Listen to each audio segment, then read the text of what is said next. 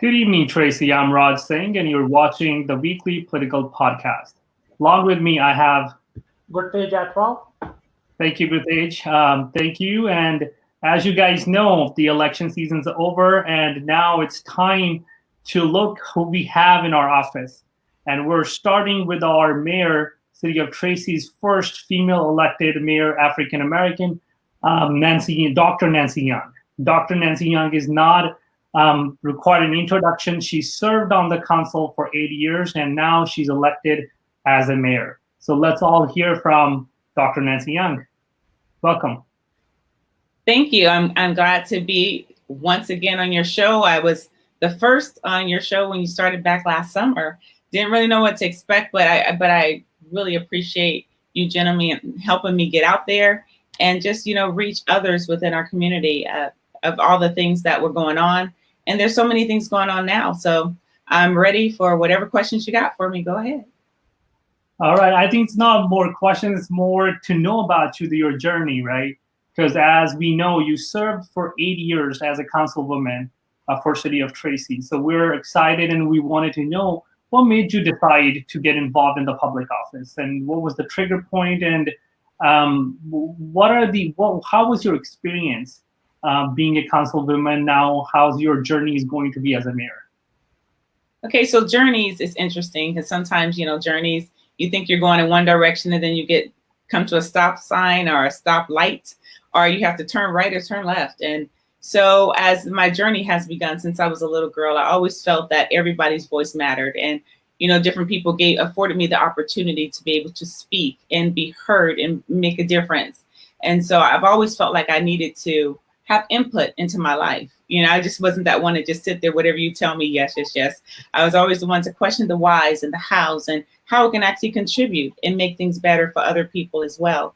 And so that started for me back all the way. I would go to second grade when I was a safety monitor. That's the first thing that I signed up for to be able to do. And then when I was 9 years old, to be able to usher at my church, there was power in being able to hold out your hand and be like, give me that gum, so just to be able to, have the church service even go, smoothly and become a Sunday school teacher and student body president by the time I was high school. And when I graduated from high school, I wanted to be the president of the United States. Now, I don't have those lofty goals anymore in life because I've been to Washington, D.C. many of times to see that things are very different at that level. And, my mentor here in Tracy, the former council member, Evelyn Tolbert, she told me that she only really was interested at the local level because you can really make an impact and a difference there. And so once you start getting higher levels, there's so many other factors that come into play. And so right now, my focus has brought me to locally in Tracy. 2008, when I started attending the council meetings, it was really because some time had passed on. My kids were getting older. My youngest was older. What I mean, my youngest at the time was starting kindergarten. He's now 20, but at the time he was starting kindergarten. And I felt like, I had a little bit more time to not just focus on work and the different things that I did within the community, whether it was at church or the different nonprofits that I was a part of, and mentoring at the schools, because that's all still a part of my real passion. But from there, sitting in the audience in 2008, I went just to see what was going on in my town and to see what was going on. And so from there, I started going to all the council meetings. For 4 years, I sat there with my notebook, taking notes and learning about the different issues, while all along I was getting involved in different organizations within our city. Because at the time, I have to say, I was inspired by Barack Obama, who was running for president of the United States at the time, who said, that you should get out there and do whatever you can, wherever you are. And so I began to look around my city, because I lived in other cities in the past. And granted, I was busy with school things and busy with church, but on a whole nother level of being able to be involved with civic organizations was something I hadn't taken on until I moved here in Tracy. And so back 8 years ago now, 4 years after being in the audience, I did get elected to city council. And so it was fascinating. And I tell you, to this day, every time I walk down the steps at City Hall or walk into the lobby of City Hall, it's still awe-inspiring. I'm like, oh my goodness, somebody voted for me. I'm here. I can't believe it. And so every time. It feels like the first time for me. And I hope that feeling never, ever goes away. To feel that I'm really honored that people would entrust in me to be able to really fight on their behalf, to highlight their voices. And so, you know, to go sit behind the dais was like, wow, to look out in the audience from a different perspective than actually sitting in the audience. That was something different. And I likened it, and I was explaining to one of the new council members, I said, it's like being an aunt, you know, and you're that good aunt. You spend a lot of time with your nieces and your nephews, but then you become that parent. And when you become that mother or that father, it's a whole nother responsibility that you have, that I'm responsible for this little life. I'm responsible for their protection. And so, I mean, as you would know, Raj, now becoming a dad, you know, it's like, oh my goodness, I don't want anything to happen to them. Right. And so it was one thing to work on the outskirts within the community and helping where I can, to being responsible for our city and many of the decisions that's going to affect a lot of people. I became that passion that I had became like a mother, like, oh my goodness, I'm responsible for many people. And so the things that I say and the things that I do, I never take it lightly. And the decisions that I make, because I know the gravity of it's the ripple effect and throughout years to come. And then now that I've crossed over after 4 years on the council, now serving as the mayor, I've only been in my seat for a week tomorrow. But the reality of it is many people have called, not just to congratulate me, but to ask me different things and really try to give input as to how they can help in their businesses and as individuals and within our community. And it's amazing. I'm like, okay, I've been here for 8 years. You know, people didn't reach out to me the same way as a council member as they are as mayor. So I really feel that responsibility to make sure that that information is getting disseminated and that we're really trying to pull people together, to pull all the resources together to be able to make Tracy better together. So here I am now, 51 years old. I can't believe it. I was in my 30s when I started sitting in the audience, but to now be a mother and a grandmother, it's intriguing. I'm excited. It's a new part of a journey for this part of my life. So now I've turned another corner, and now I'm just going down this new path, just blazing trails ahead. But I'm excited to what the future is going to bring. I'm excited for our new council. You know, I mean, sometimes I just feel like, you know, God knows exactly what he has for us. And he knows exactly the team that he's prepared for me to work with. And so my whole new theme is all about Team Tracy. I totally want us to be connected, collaborative, and to be able to really come up with some great solutions together that's going to move Tracy forward together. It's not about Nancy. It's not about anyone individually, but how can we as a unit make this everything better, and how can we plan thoughtfully about our future? Thank you very much, Dr. Young. So you are part of this society since long and in the leadership role as a city councilwoman. So you saw this city, a small city, a small town feel, so grew to this level, and it is growing at a tremendous rate. So in your opinion, so in your thoughts, so what would be your vision for this city of Tracy? So how do you want to take it forward, and what are your thoughts? So what do you want to see this city to be in the coming years? So, you know, it's interesting because you talk about the small town feel. That's one of the things that stood out for me here when I moved here almost 14, 15 years ago. I've lived in larger cities. I grew up in Compton. Los Angeles was an area that, you know, the main thing that I grew up as a young person, and then graduating from San Fernando High, and then living in Oakland when I was at UC Berkeley. You know, Berkeley had its own atmosphere, own culture, own little niche there. Right. But here, when I moved, after that, I got married and moved to Fremont, and it had its own, you know, little quaintness about it. But Tracy really pulls you in, you know, with the parades, with the events at Lincoln Park, all the thing. I mean, it just feels like even though we're almost 100,000 strong, if you still feel that smallness in that community. And so if anything happens to someone, I've been a part of things that, you know, maybe somebody needed help, and it just spreads throughout the community. Everybody comes to rally in to help, to encourage. And so to go to the DARE graduation, see all the little kids, it just feels so personal. It feels so personal to be able to go in the grocery store and you know your neighbor, people know you, or, you know, even now from me running and my face being on so many things, people are like, oh my goodness, it's Mayor Young. I'm just like, so sweet. It's so sweet to me. I just love that, to be able to feel that small town, just closeness. And this year has been very difficult. This year of 2020, I call it now that somehow we've stepped into the twilight zone or the outer limits. I don't know if any of you ever watched those shows, but I did when I was younger. And you just go into alternate world. And that has been very hard on all of us, dealing with the restrictions of the COVID-19, because we don't get to do all the small time things. We didn't get to do Juneteenth. We didn't get to do 4th of July. We didn't get to do the Halloween thing downtown. We didn't get to do the Christmas light parade.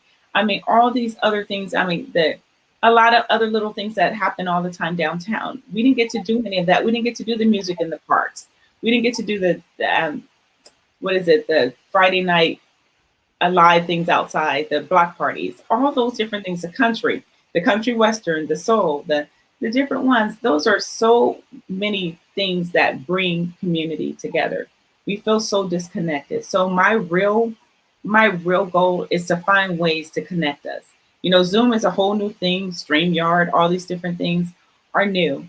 And as I said in my opening speech at council, is that we need to try to find ways to make lemonade out of the lemons that we've been dealt this year.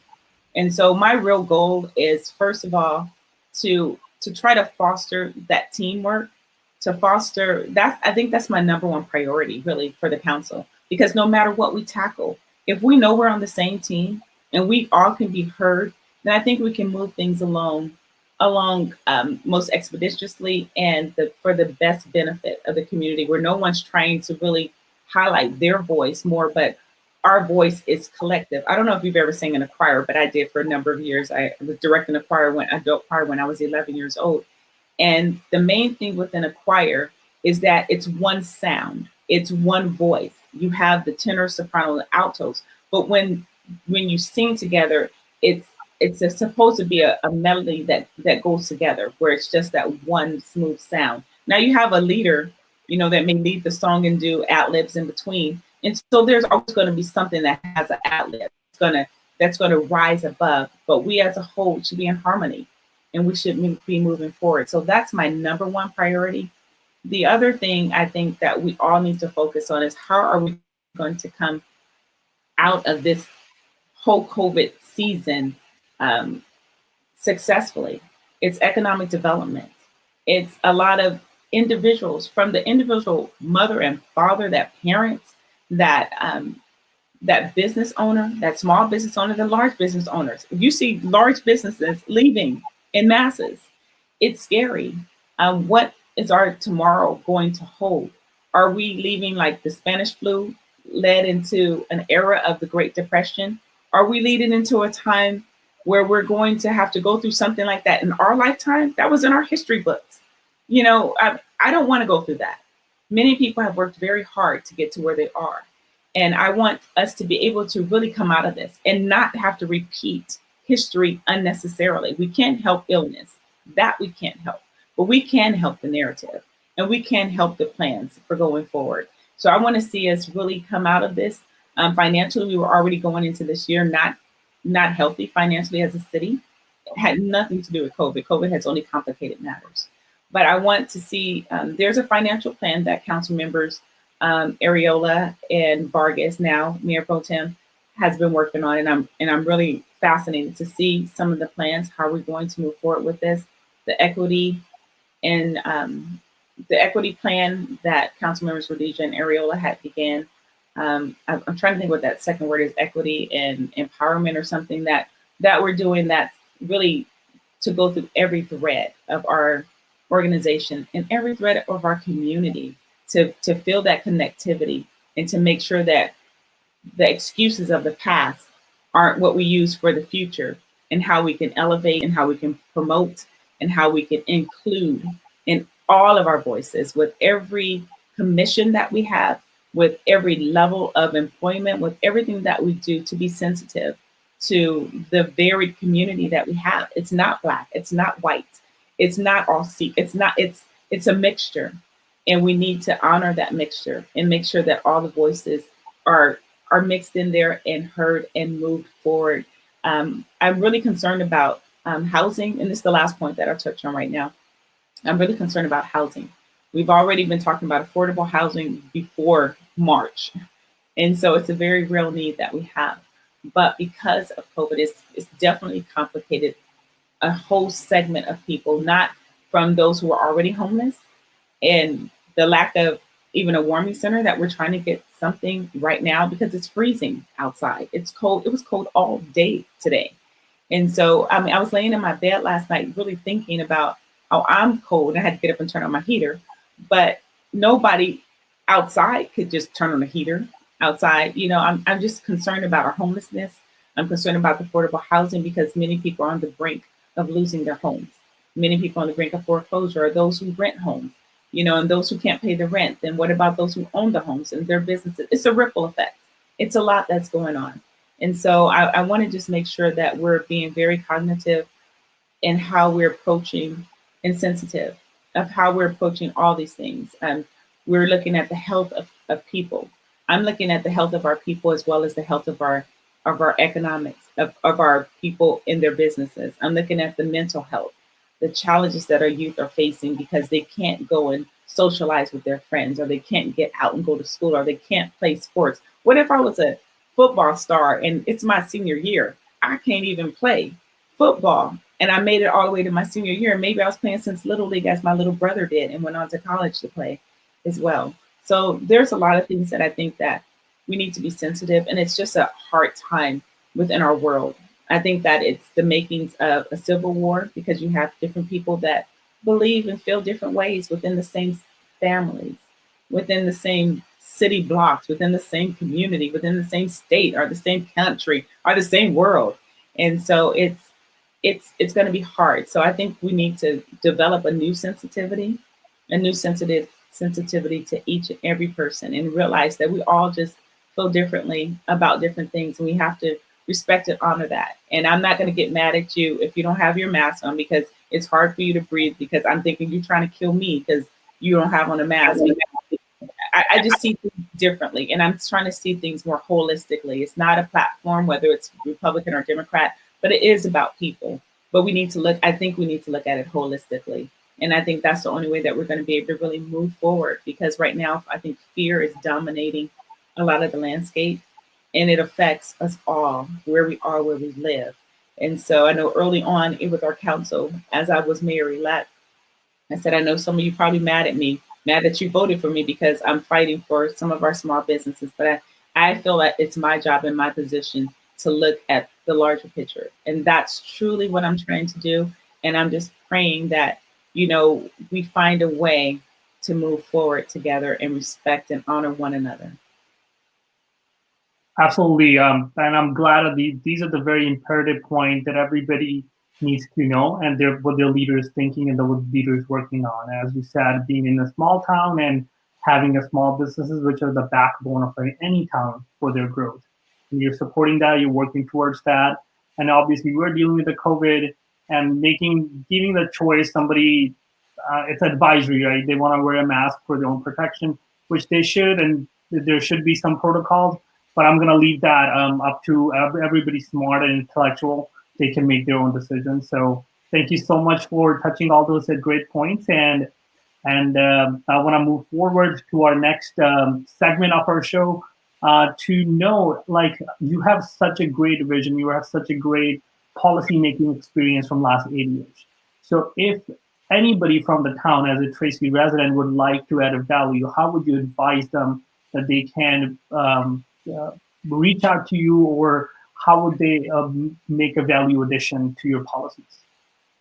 Okay, so one of the things that I brought up, and I intend to bring it up again, and that's the Citizens Academy, and that is really just information and education for the citizens within our community of how things work and how people can be involved in things. Because something may be a passion for you, like for instance, Roger Birdsall ran for council when I ran, I think back in 2012. It might have been no, it was 2012. But his passion was all about education and about bringing a college here. So what did he do? He helped to build this consortium to bring a college here. And so it doesn't have to stop, wherever people's passion is. Well, if I can't be council member, then I'm not going to do anything. So you can really make a difference wherever you are, whether it's on a commission and you learn more things within our community, or you get involved with a civic organization, or you create your own things, like different ones, have passions for technology. And that's something that we're in a technology stage and era of our lives. And I think that it would be neglectful for us not to consider technology. And so maybe, they can be a part of solutions and things that, forward thinking. There's some other things already in the works, and everyone don't always know on what's going on behind the scenes. But there are a number of things. And so I think it's really interesting when people do ask us and have meetings with us so that we can actually share some of the things that are actually in the works, and then people understand and get a better picture of what's really going on. But because we do have term limits, we're not here forever. I served 8 years, which is the maximum you can serve in Tracy as a council member, unless we get things changed with the mayor. The mayor's position is only 2 years, and you can serve a maximum of 4 years. So 2-year terms. I did support past discussion on changing that to 4 years, because you really do lose the continuity of historical context, relationships, and a lot of things when it's short. But it probably won't affect not even my next term. But I'm all for looking that up so that we can, hopefully whoever we get in, post me, will be able to be there longer time to be able to make more of an impact and see things come to fruition. So meanwhile, I will have my doors open at City Hall as soon as public is able to come in. I already started decorating my office, trying to make it look a little girly. I'm actually the second female. There was another lady, I still don't know her name. They're supposed to look it up and let me know, who was a council member back in the mayor back in the 80s. But I am the first person of African-American descent. So I'm still very honored, and I'm excited. So as soon as we can open the doors back up, I will have set hours. People can just drop in if they want. Meanwhile, they can always get a hold of me. They can contact me via email or text. I'm really good at text, better than anything. We have a formal city phone, and you can always call the city and get that number. But my cell number is 510-459-5505. That is my Nancy Young. And that's just really the best way to reach me. And I know people say you give out your number, but I actually found that I've never actually had it abused. In the moment that I do have it abused, I just have to block you. But other than that, I've had this number for more than 20 years, and I don't plan on changing it. And so you can always email me as well. I have a few emails now, which is Nancy Young, the number 4 Tracy@yahoo.com. And so that's probably the very best one to reach me at if you want to reach me anytime, any day. And some people do take advantage of like midnight. Before, we had some real issues when it was a fire going on. And so this one lady got in touch with me because she needed to get in touch with some fire directors. And I was able to connect her in the middle of the night. It was an emergency. So I understood that. And so it wasn't just, to chit chat. So if anybody wants to, get in touch with me, I am available. I am, I try to be as personal and open as I can. I am really like an open book. I don't have alternate agendas. I say exactly what I mean, and I mean what I say. And I don't ever have to try to remember what I said to whom, because it's always going to be the same thing. It's always going to be the truth. And so I just found out that from a young age, you don't have to try to remember the truth, because the truth is, it's the lies that you have to try to remember who you told what to. So. Totally right. Yep. I can't hear you, Gortat. That was because I see your mic thing is off. Somebody had posted a thing the other day. It says the quote of 2020. It says you're on mute.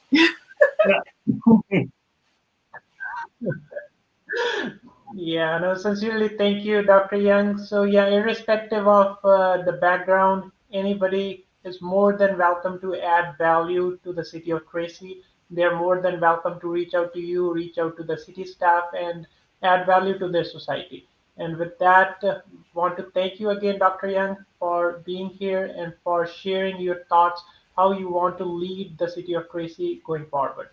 So with that, we'll request our listeners to please get engaged for your society, for your city, so that we can make it a better Tracy for our tomorrow, a better Tracy tomorrow. Thank you Thank very you so much. much, And guys. I we'll really meet you again. appreciate you having me today. Call me anytime. Y'all got myself. All right. Okay, thank you. All right. Okay, bye.